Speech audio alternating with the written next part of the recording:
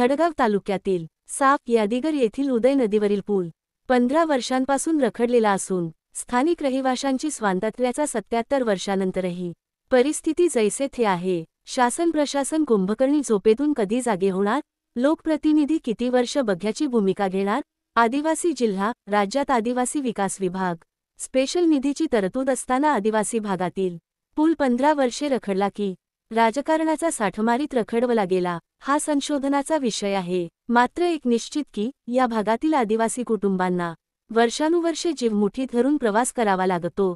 यावरून समस्या या पाचवीला पुजलेल्या आहेत की काय, असा प्रश्न उपस्थित केला जात आहे। उदय नदीवरील पुलाचे रखडलेले काम सुरू व्हावे यासाठी गेल्या वर्षी अतिरिक्त वाढीव निधी मंजूर करण्यात आला होता। तो निधी त्याच नदीच्या पाण्यात बुडाला की काय, अशी शंका उपस्थित केली जाते आहे।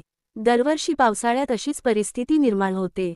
शाळा, कॉलेज, दवाखाना, बाजार, व्यापार, व्यवसाय, लग्न समारंभ, दशक्रिया विधी व उत्तर कार्यासाठी ये-जा करण्यासाठी जाण्या येण्याचा प्रश्न उपस्थित होतो। मोटरसायकलने प्रवास करण्यासाठी नदी पलीकडे जायला बोटीचा आधार घ्यावा लागतो। मात्र बोट नसली की मोटरसायकल 8-10 जण मिळून उचलून पलीकडे नेतात। ज्या मोटरसायकलवर माणसाला स्वार व्हायचे असते ती मोटरसायकल आधी माणसांच्या खांद्यावर स्वार होते। अशी भयानक व जीवघेणी कसरत करावी लागते। नुकताच डोंगराळ भागात पूर्व मोसमी पाऊस झाला असून नदीला पूर आला असून माणसे नदीपात्रात पाण्यातून मोटरसायकल उचलून नदीपार करत असल्याचा व्हिडिओ व्हायरल झाल्याने धडगाव तालुक्यातील विकासाची लक्तरे वेशीवर टांगली गेली असून शासन प्रशासन आणि लोकप्रतिनिधींचा कार्यशैलीवर प्रश्न उपस्थित करीत आहेत।